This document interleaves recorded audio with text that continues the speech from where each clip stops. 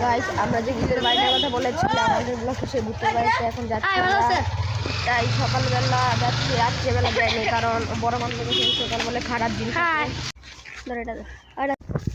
এই যে সেই বাড়িটা আমরা অন্যবার দেখাচ্ছিলাম কিন্তু এটাই বাড়ি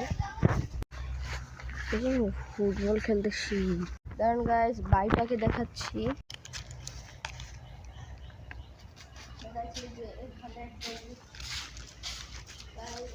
অনেক ওখানে আছে ওখানে ক্যামেরাটা দেখা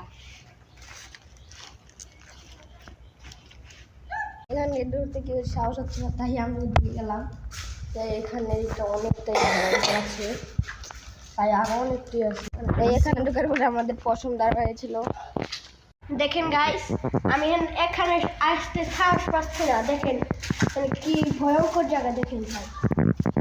দেখেন কি ভয়ঙ্কর জায়গা